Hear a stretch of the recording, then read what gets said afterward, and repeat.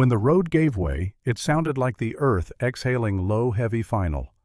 The asphalt folded in on itself like wet paper, and Karen, our HOA president, still stood there pretending everything was fine.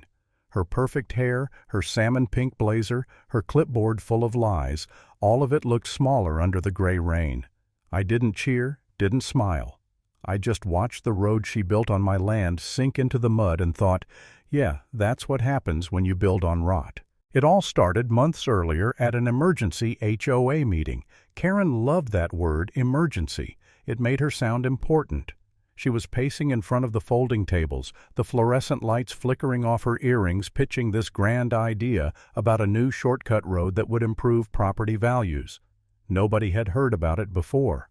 No survey, no permit, not even a flyer on the mailbox. Just a sudden decision that would carve through the hill behind my house land that technically belonged to me. When I raised my hand and asked who approved it, she smiled that fake smile of hers and said, "The board voted unanimously." I asked, "When?" She said, "Last week." "In executive session. That's HOA code for behind closed doors." People looked around confused, murmuring. I warned her that ridge floods every year. You build through it without proper drainage, you'll drown half the street. Her jaw twitched. "With respect, Mr. Caldwell, we've hired professionals."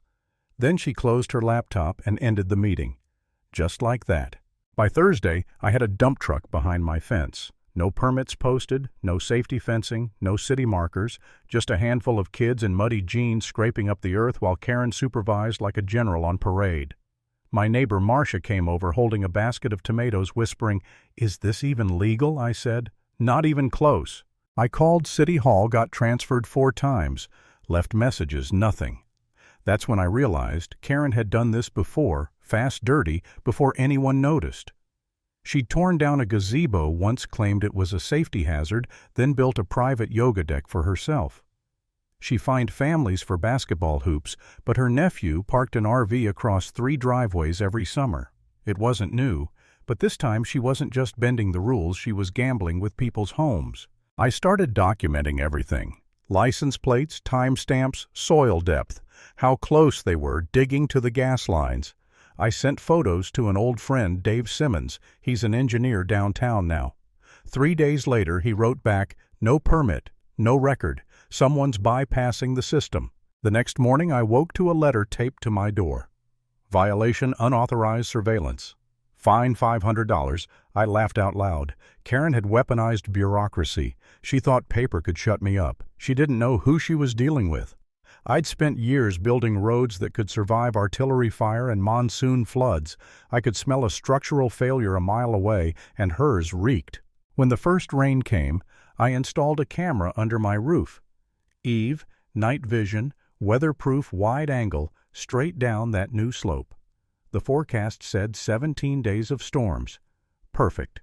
The road would tell the truth for me. After 2 days, a hairline crack appeared right where I expected, just above Marcia's backyard. By the next afternoon, it had split like dry skin. No base layer, no compaction, no drainage. I filmed the asphalt crumble into black flakes, water gurgling underneath like the earth itself was laughing. Marcia called, crying her basement was flooding. They redirected the runoff, I told her. "It's not your fault." I spent the night knocking on doors. 10 houses, all flooded, all blindsided, all too scared to speak up. Karen had made herself queen of Hollow Pine. Cross her, lose your pool access, your parking, your mailbox compliance. Control through fear. Classic HOA dictatorship. So I wrote a letter. Professional, factual, cold. I quoted bylaws, cited environmental codes, attached 14 photos, sent it to the entire board and their attorney. Karen replied an hour later, "Your hostility is being viewed as harassment." Attached was another fine, this time for my mailbox post height. It hadn't changed since 2003. That's when I almost gave up. I remember sitting in my kitchen that night, lights off, rain pattering on the window. I thought, maybe I'm making this worse. Maybe she's right. Maybe I should just let it go, sell the house, move somewhere that doesn't have a damn HOA. For a second, I actually believed it. Then I saw Marcia's text, a photo of her flooded basement, Her roses drowned under brown water, and something inside me clicked. No, she picked the wrong guy to bully. The rain kept falling. I watched that road collapse piece by piece through my camera feed. By the 5th day, half the western slope had caved, mud and rebar mixed like soup. I called Dave again. He said, "You were right. The contractor Karen hired doesn't exist. Fake license. She forged it." My stomach dropped. "Can the city do something?" he said. "File a complaint, make it official. Once you do, I can escalate it." I spent all night preparing the report photos, videos, documents, even the fake cease and desist she'd sent me with no lawyer's name. By morning it was filed with the city and 5 printed copies were ready. I wasn't scared anymore. I was done being quiet. Then came the collapse. A deep rumble shook my kitchen. I ran out barefoot. Behind Marcia's yard, the road had split open 20 feet wide, sinking like wet dough. Mud, bubbled rebar screamed, and a parked sedan tilted toward the hole. We rushed forward, pulled the door open. Thank God nobody inside. Sirens wailed.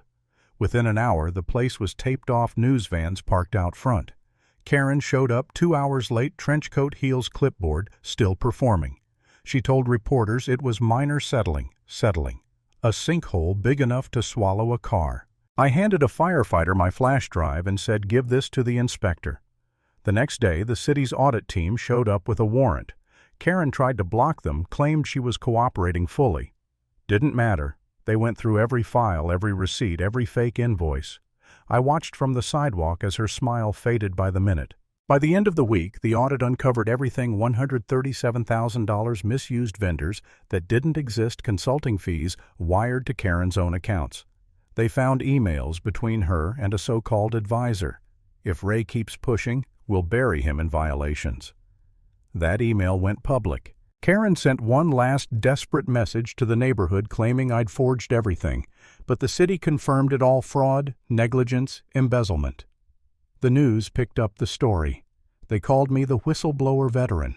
I didn't like the title, but I liked what it meant. She couldn't hide anymore. When they finally hauled her into court, she wore all white like purity could erase what she'd done. Her lawyer tried to spin it as a disgruntled resident vendetta. But then the city attorney started peeling her life apart: bank records, grant theft, fake contractors. They even held up a chunk of her crumbled road in a plastic bag, called it Exhibit B. A piece of her empire broken. Marcia testified. Glenn did too. I took the stand last. I told them how it began, how Karen silenced dissent, how I'd built roads strong enough for tanks and watched hers collapse in a drizzle. I said, this was never about asphalt.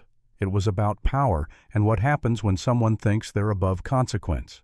Karen cracked then. She stood up mid-hearing and shouted, "I did what I had to do. No one else would step up." The judge's voice cut through, "Sit down, Ms. Pendleton." And she did. Shoulders slumped, eyes hollow. That was the real collapse the moment she realized the power was gone. The verdict came soon after. She was fined, banned from any HOA position, forced to repay the stolen money. Later she pled to fraud charges. Her house sold for less than half its value. The same land she claimed to beautify had eaten her alive. I didn't celebrate. There was nothing to celebrate, just quiet. Rain still falling, washing the dirt off what was left of that failed road. The city rebuilt it months later, proper drainage, proper permits, proper everything. I walked it once, hands in my pockets, listening to the gravel crunch under real asphalt this time.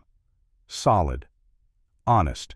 Funny thing about roads, they remember what they're built on. Lies crumble fast. The truth, though, the truth holds.